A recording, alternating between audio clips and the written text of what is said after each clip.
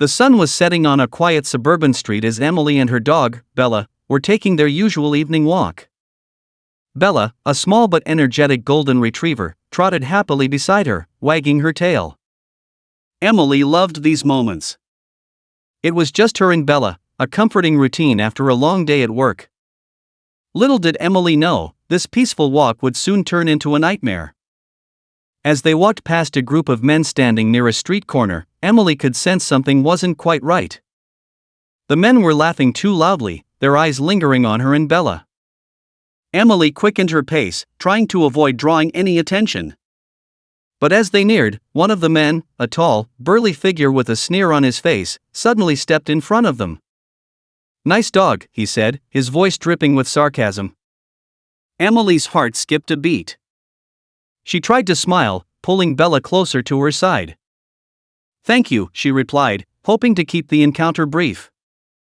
But the man's eyes narrowed, and before Emily could react, he kicked Bella. The force of the kick sent the poor dog tumbling, yelping in pain. Emily screamed, rushing to Bella's side, but the men only laughed, their cruel laughter echoing down the street.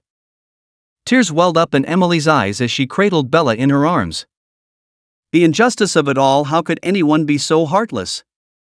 Her mind raced with anger and disbelief. This wasn't just a random act of cruelty, it was intentional. The men were clearly enjoying her pain, savoring her helplessness. But Emily wasn't about to let this go. Bella was more than just a pet to her. She was family. And in that moment, Emily made a silent vow. The group of men had made a mistake. A big one. Emily helped Bella to her feet, whispering soothing words as she checked for any injuries.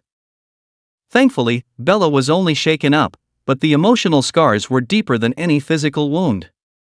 As Emily stood up, her gaze hardened.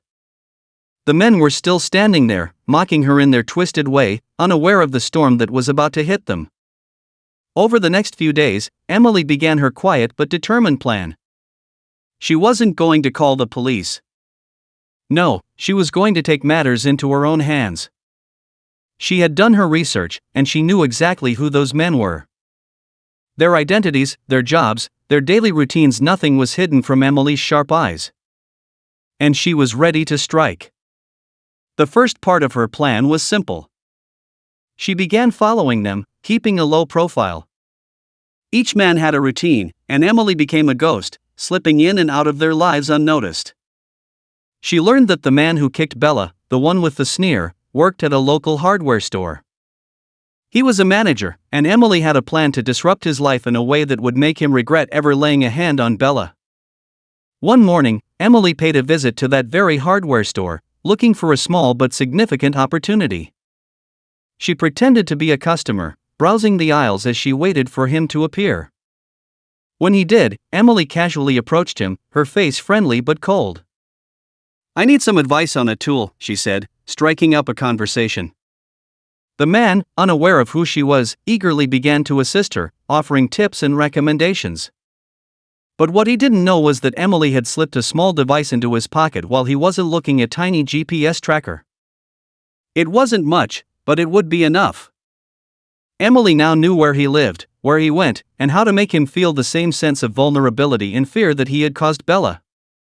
The next day, she struck again, this time targeting his car. A few well-placed scratches would cost him a fortune in repairs, but that wasn't the end of it. As the days went by, Emily's quiet retribution grew bolder. The other men were no longer safe from her wrath. One lost his job after Emily anonymously tipped off his boss about his behavior, while another had his favorite local bar blacklist him after a well-placed word from Emily about his actions. Soon, their lives began to unravel, piece by piece. They couldn't understand why things were happening, but the consequences of their cruelty were starting to hit them hard. Then came the moment Emily had been waiting for. One of the men, the one who had remained the most silent throughout this entire ordeal, was walking home from a bar when he noticed something strange. His car was gone. Panic set in as he realized that his beloved vehicle, his pride and joy, had been stolen. What he didn't know was that Emily had orchestrated the theft. She had arranged for a tow truck to take the car to a remote location, only to leave it abandoned and stripped down by the time the man found it. When the group of men finally confronted Emily, they were desperate. They had no idea how she had managed to turn their lives upside down so efficiently, but they were no longer laughing. They were scared, defeated. And Emily, standing there with a calm expression on her face, finally spoke. "Remember that dog you kicked?" She said softly, her voice carrying the weight of everything that had happened. "That was just the beginning." The men were silent, their faces pale as realization hit them. In less than 3 minutes, their lives had crumbled under the weight of their actions. And as Emily walked away, Bella trotting by her side, the men understood the lesson they had learned too late: cruelty breeds retribution.